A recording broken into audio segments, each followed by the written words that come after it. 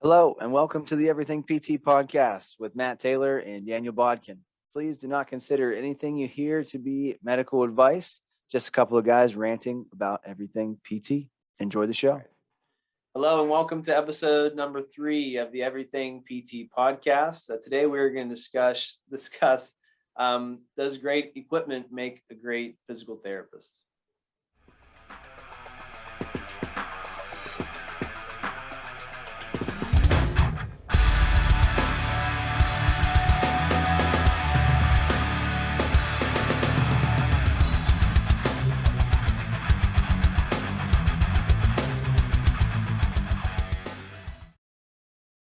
Matt, good seeing you. Daniel, my friend, good seeing you, buddy. How's life over there? It's going well. I just got back this weekend. I had a trip to back home to Indiana.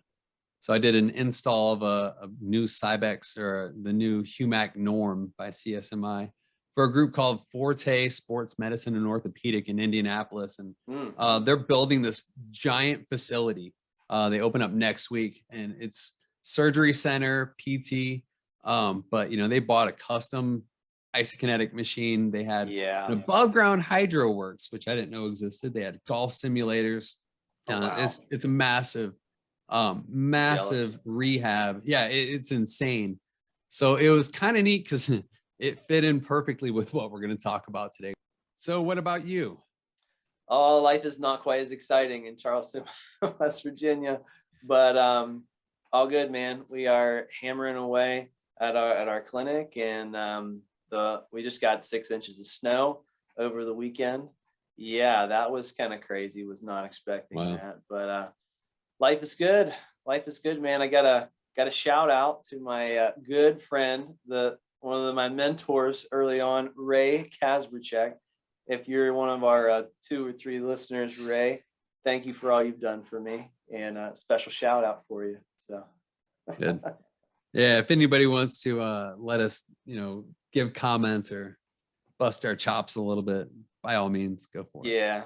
Also, all right, so Daniel, sorry. My wife, I had to, as my background's different, my wife, she watched a little bit of the video and said that it was just not appropriate what I was doing with lighting and man. So I got a light now, and oh, nice. Getting better progress. Not perfect. I'm trying to figure it out. I moved out of the gym, and I'm in my dining room table now. Yeah. So trying to get good audio. We're learning as we go, people.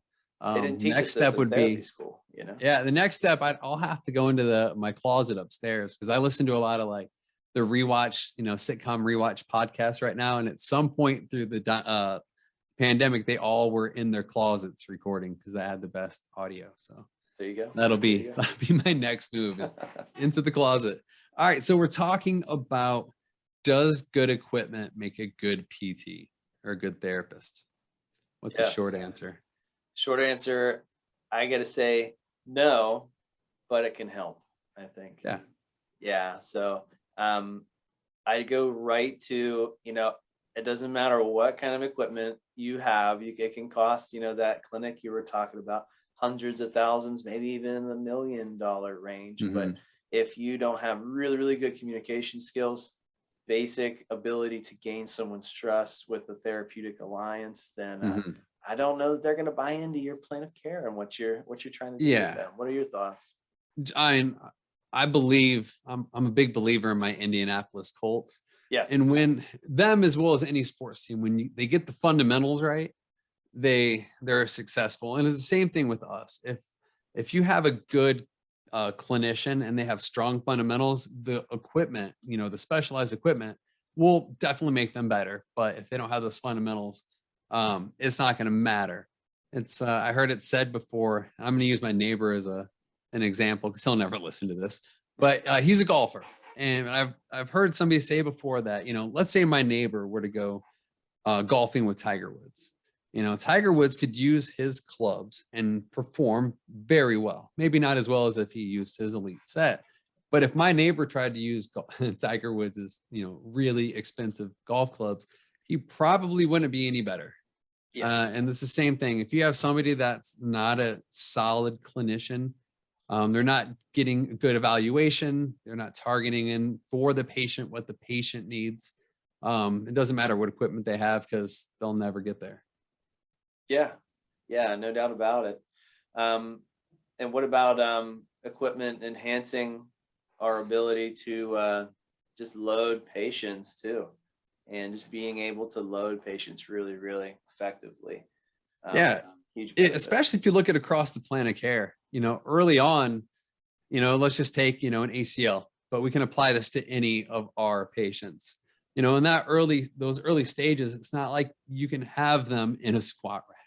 They can't, use the overspeed bungees. They're not going to get the blaze pods. They're not going to get that expensive stuff or need it. But then as they go through their plan of care and they progress, there's going to come a point where they need to be loaded. And if you walk into a lot of PT clinics, the heaviest dumbbell you're going to find is maybe a 5 or a 10-pound dumbbell. For sure. So there's only so much you can do with that. I'm a big believer in, even with spine, you got to load the spine. You got to teach them to lift. And, if you're not even matching the loads that this person is going to experience in their daily life with what you're doing in the clinic, you're never going to get them there. But if you get somebody that goes throughout their plan of care, they can then have the access to that better equipment to load. Yeah, and just thinking about, we'll stick with ACL because you and I both know it and love it and see a good bit of it. But if you don't have the squat rack to overload someone's squat, a deadlift place to do deadlifts, step ups, and the knee extension machine specifically. I know our field, there's some old crotchety therapists who are, got their finger pointing at us right now. But if you aren't doing that, you're missing out, and you need those things, or else your patients are definitely gonna lack some, especially when it comes to that diagnosis. I'm a big believer in ACLs of getting the speed, power training, agility. So having a sled, having blaze pods, having I love the K-bands equipment. So there's a lot of things that they're going to need. And if you don't have that, you can do some things. You can still work them some ways. Yeah. But you can work them on more advanced equipment and then keep them longer. Now, their insurance might not cover it at that point, but now you can switch them into, the cash or the self-pay, which you're going to hear me kind of come back to a few times in this discussion today. Sure. And that leads kind of right into like testing, and how do we become great PTs if we don't know exactly where our patients are in the rehab process? And Daniel, I know you can speak to the lower extremity a lot with isokinetics, and I do a lot of handheld dynamometer assessing for like the shoulders with limb symmetry index, and there's been a lot of work done with testing in the prone 90-90 position, and very, very repeatable. I can do it. Our other therapists can quickly read my notes and do it very, very repeatable. With the handheld, you can do testing on any muscle group there, but then you can use that testing to justify the need for more visits. Absolutely. If you're trying, if you can actually prove, there are 5 minus out of 5, and there are 5 out of 5 on the other leg. Well, you're probably not going to get more visits, but if you can say, this ankle, this shoulder, this elbow, whatever joint it is, their uninvolved side can hit, we'll just say 80 foot-pounds. Their uninvolved side is only hitting 60 foot-pounds, because the manual muscle test, it misses a lot, and you don't get that objective number that you can get with, having an isokinetic machine or even just a handheld dynamometer. Yeah. Love Kendall, and I love the MMTs. I don't want people to, write in hate mail to us here. That's all right. You're not gonna do a handheld dynamometer until after you've done the manual muscle test anyway.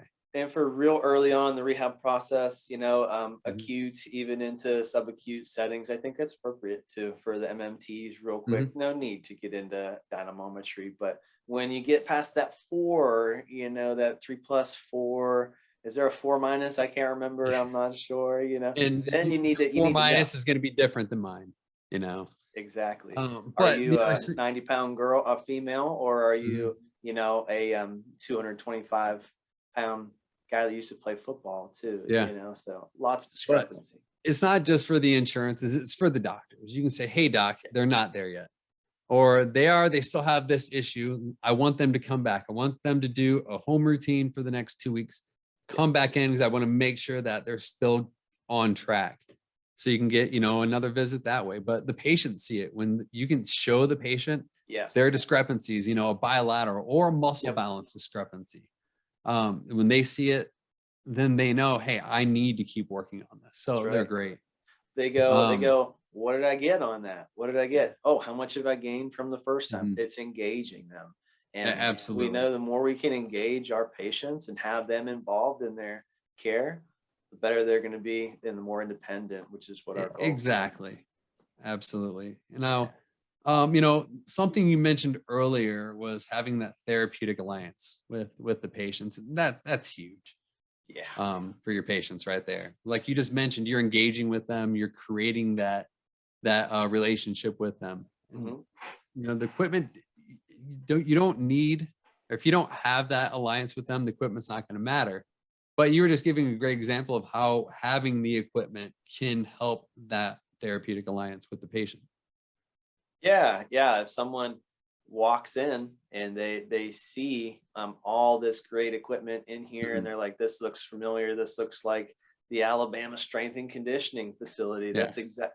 They know that, okay, this is a place where I want to be. On the other end of that, sweet grannies get intimidated from something like that, and they're terrified of holding a weight in their hand because that's just not something that they have ever done in their life, so that patient seeing that, that lets them know that you're the best person to handle their injury or their need. For sure. And something we didn't mention I want is the MidThigh Pool, and it needs some street cred. I love the MidThigh Pool. It's so reproducible, repeatable. And I love doing it on the first day for anyone with any kind of back pain, back injury. And I always set a goal to make it 50 pounds heavier. And it's just quick. I can do it in 2 minutes. Real fast. And that's using that's using that dynamometer. It's not just great to show them, get a baseline, but show them they're getting better. It's great for building confidence. When they can see like, hey, I'm stronger than I thought I was. I'm able to, lift or pull something that's, 150 pounds. Yeah. They're not going to be as afraid to lift that bag of dog food or to carry the laundry basket. So you're giving them confidence in themselves, and especially somebody with something like back pain, having confidence in their abilities is huge. That goes a long way for their overall recovery. Yeah. All right, Matt, I want to talk about some reasons to buy. You've already talked about, getting that patient to really feel like you're the person to treat them. But ultimately, you're not going to make any more money charging a unit of therapeutic exercise on a $50,000 dynamometer or a therapeutic exercise on a 3-pound dumbbell doing external rotations. For sure. So you should never buy something thinking that by itself is going to make you more money, right? The goal is to try to get more patients from that, especially if it's a big piece of equipment. Now, it might be something that gets you general patients, that almost any patient you have can go on. Your isokinetic machine, every orthopedic patient other than a spine patient is going to be able to use that machine. Yep. But you can also get some specialized equipment because you're trying to get a specialized population. Let's say you want to, add a balance program, gait balance, getting a less expensive computerized balance system will bring that in. Now you have to market it. We're going to get into that too. You're a lymphedema specialist, right? So, getting equipment that will help that population. Or let's say that's something you want to get into. You want to attract that population to you, going to a course. Because you can think of, not just equipment, but you're spending a lot of money on these courses or courses with equipment. Or if you wanted to go to become a McKinsey therapist or a Maitland therapist, you got to see how much that adds up to. It might as well be an expensive piece of equipment. But if you go to that, you can bring those special populations in. Sure. So Sorry, And go just, ahead. no, it's okay. Just to touch on, we'll say the dynamometer, Daniel, that's how you and I met, of course. And we purchased the dynamometer, and immediately after marketing for a few weeks, we got 2 ACL Mhm. patients with ACL tears. Yeah. And so I pretty much attribute all of the income that we make from those Mhm. patients, which on average I know is about $1,200 per, so Mhm. that's going to pay for itself. My payment for that is X amount of dollars in a month. So Yeah. I can Now, was justify that that. one surgeon or 2 surgeons? 2 different surgeons, but it didn't matter. I know the surgeons, but Yeah. it's not tremendously effective, but marketing to the people. No, is you got to that surgeon. And when That's those true. patients go back to the doctor and they're telling Yeah. them what you're doing, what they're doing on a typical visit, they're seeing the results. You can give them a strength, a strength test and then a progress test. Those two, now you have 2 different surgeons in your town Mhm. that you can get repeat patients from. So that's huge. Very true. Now you also have you can buy equipment that's not going to get you more patients, but it's going to help the patients that you currently have. Sure. So, think about what you see in almost every clinic. You have the total gym, right? So Yeah. let's say I want to upgrade it because it might be old. Let's be honest, most of them are old.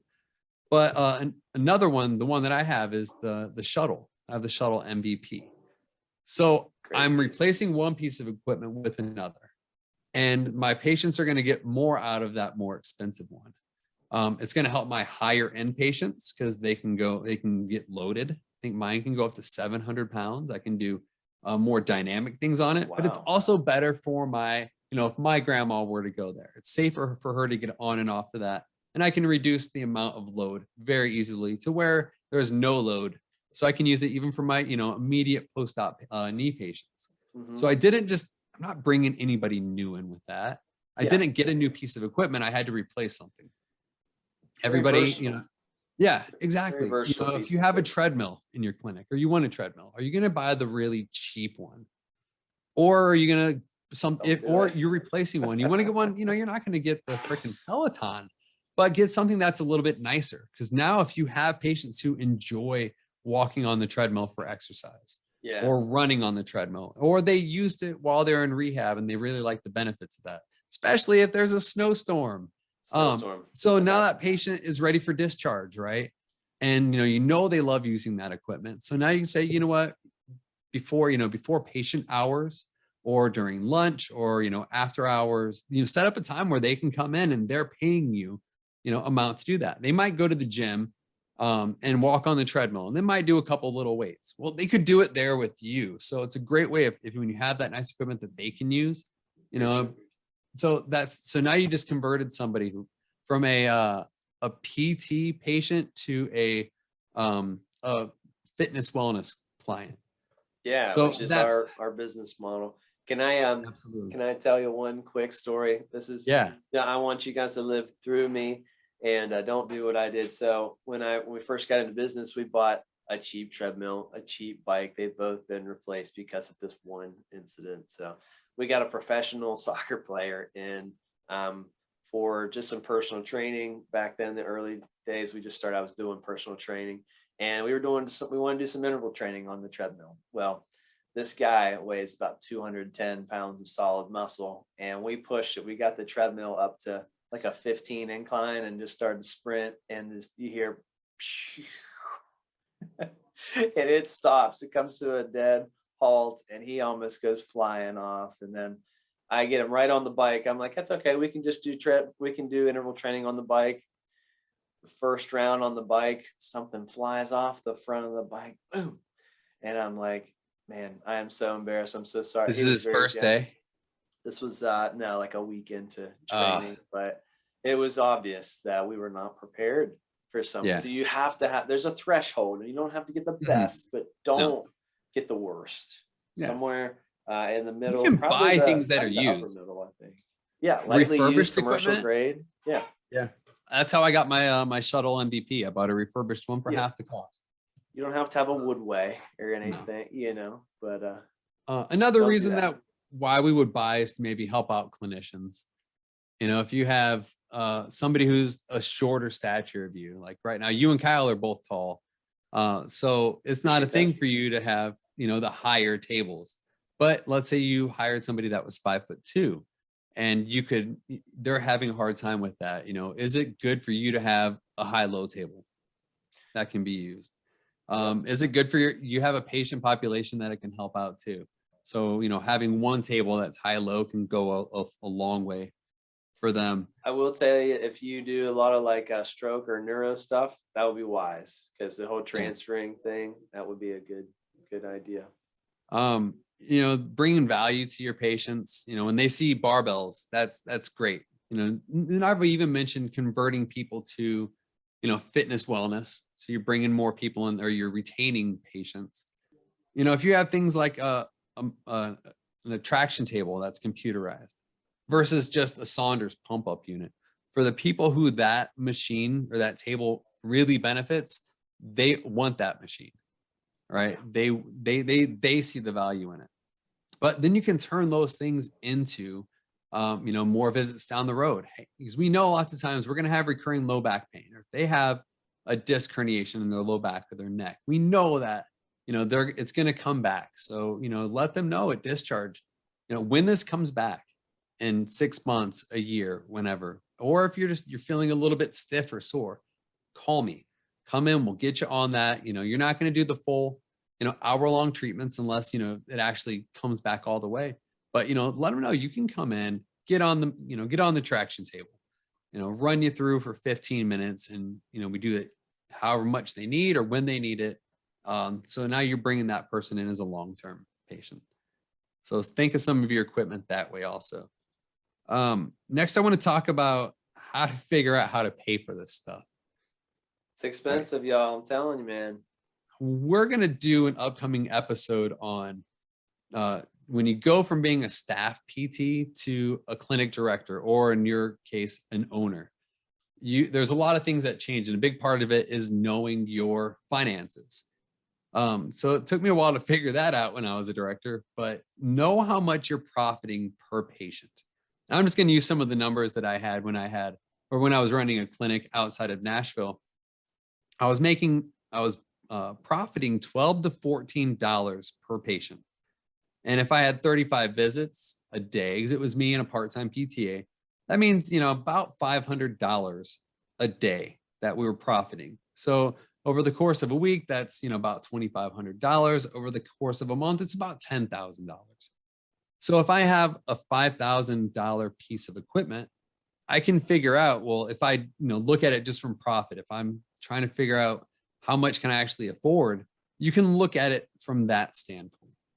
And that's all knowing, how much you can make on each visit. You can even look at it like this. You just got 2 new ACL patients, right? Right. But let's just say, that your average overall patient visits is, mine was 12 to 14. Mm-hmm. That was my average patient count, or visits per patient. And if I'm making $12 or $14 per visit in profit, I know that for every patient I bring in, it's going to be about $200 that they paid for that piece of equipment. So, right. If it's a $1,000 piece of equipment, I know, hey, if I get 5 people that come here and over the course of the next few years, it's only going to take me 5 people coming here because they knew I had that equipment and it's paid for. And then you can think of the rest of it as, oh, hey, now it's making me money. So that's just another way you can think about it. A lot of the high dollar items, you'll get a payment plan. If you're buying something that's going to cost you $100,000, it's a great idea. You can take loans out for things like that. Or lots of times you'll have, sorry, go ahead. No, I'm sorry to interrupt you. Because I've done this, mm-hmm. currently paying. A lot of times the person who you're buying it from will allow you to finance it through them, and you don't even have to go to the bank. But you'll never know unless mm-hmm. you just ask them. Hey, can I make payments? I'll add 4% over the life of our 3-year loan, or whatever the terms are. So really good idea. So know what you're getting into. That's the thing. If you're buying something that's extremely expensive and you don't understand the finances of it, and it'd be the same thing when you're buying a car. You'd figure out your budget and what you can actually afford. Same thing when you're buying this stuff. That's about all I have. No, those are great points, especially when you can justify making up income in order to afford the great equipment, because it's going to attract great therapists, and you Mhm. want to be a part of a great team if you want to be somewhere long term. Too, the best Mhm. therapists in our field want to be in that facility where you were Yeah. talking about. They don't want to Yeah. be in a place where we're cutting corners. We got only have a 20-pound dumbbell, not Yeah. even two. We got the multi gym. We got Your a towels are bar. all raggedy. Yeah, I got holes in the towels. I've been there. I've been students and Yeah. in places like that. So I don't think you have to go and break the bank Mhm. and do everything. But I think Yeah. it's good to replace a piece by piece by Yeah. piece. What I'm trying to do, like every year, I'm trying to upgrade our worst piece of equipment and what Yeah. is the next best thing in therapy. What? This year we did blood flow restriction. Mhm. So we're trying to incorporate that with isokinetics. And so what were you going to And say, Daniel? you can ask yourself, like, okay, how much am I willing? What percentage am I willing to invest back into the business every year Yeah, with equipment? You should kind of know that, how much. That way you can budget it out. If it's a really big, high dollar item, well, that might take up that budget for a couple of your years. sure. But so you got to reinvest in it. You got to take time to oil the machine. You do, yeah. So to summarize, Daniel, any last words of wisdom here? Yeah, Good you got to nuggets, be a takeaways? good. Don't be a bad therapist. Don't be bad.